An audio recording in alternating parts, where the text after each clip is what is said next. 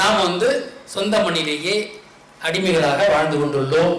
இது இந்த 26 வருகின்ற அந்த தேர்தலில் 2-3 நாள் தான் இருக்குது அந்த வருஷம் வர்றதுக்கு. இன்னும் நான் பாசிட்டிவான ஒரு செய்தி சொல்லிடுறேன். 2-3 வருடங்களாகவே நான் சொல்லிட்டு இருக்கேன், 26 வாக்கில் யூதன் விழுவான் தமிழர் நடுவர் அப்படின்னு சொல்லிட்டே இருந்தேன். நான் 3 வருஷமா சொல்லிட்டு இருக்கேன், நம்ம வகுப்புலலாம் நான் சொல்லிட்டு இருக்கேன். ஆனா ஒரு 6 மாதங்களுக்கு முன்னால இஸ்ரேல் யூதன் விழுவான், அது நடந்துருச்சு.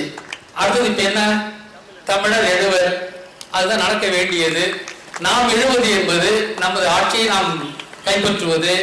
இப்போ நாம பிரச்சாரம் பண்ண போது என்னன்னா, நம்மை ஆள்பவர்கள் தமிழர்கள் அல்ல, தமிழன் தான் தமிழ்நாட்டை ஆள வேண்டும் வந்தா வர தேர்தலில் மிகப்பெரிய ஒரு மாற்றம் வர காத்திருக்கிறது. அந்த மாற்றத்தை 5ஆம் சங்கம் 5ஆம் யுக கட்சியும் கை கொள்ள வேண்டும்.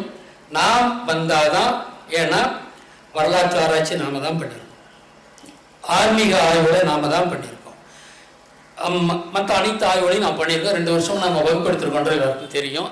அனைத்து துறைகளையும் நாணயம் மேற்கொண்டு காகித பணம் வேணான்னு நாம தான் சொன்னோம் இல்லைங்களா? காகித பணம்ன்றது அவ்வளோ பெரியது, அது யூதர்கள் கொண்டு வந்தது. நாமெல்லாம் இன்னைக்கு ஏழையா வாழ்றதுக்கு காகித பணம் தாங்க காரணம். எவன் அச்சடிக்கிறான், எத்தனை குத்துறான்னு தெரியுங்களா? காப்பர் சில்வர் கோல்டு இருந்ததுன்னா அதை எதை ஃபேக் பண்ண முடியுங்களா? இது உலோக நாணயங்கள் இருந்தா யாரும் ஃபேக் பண்ண முடியாது. அதுல வேணா கலப்படம் வேணா கொஞ்சம் கிடக்கலாம், ஆனா அது முழுசா ஏமாற்ற முடியாது. ஆனால் காகிதத்தை யார் வேணாலும் அச்சடிக்கிறான். அவன் எவ்வளவு அச்சடிக்கிறான், எவ்வளவு உங்களுக்கு கொடுக்குறான், உங்களுக்கு பொருள் எல்லாம் விலை விற்கும். நிலம் பார்த்தீங்கன்னா 10 லட்சம் 20 லட்சம் இருக்கும்னா அந்த இன்ஃப்ளேஷன் எப்படி வருது? ஏன் சில பேர்கிட்ட பணம் இருக்கலாம்ல, எப்படி லூட் அடிச்ச பணம் அவங்க வாங்கலாம்ல. காகித பணத்தை உலகில் கொண்டு வந்தவன் யூதன்.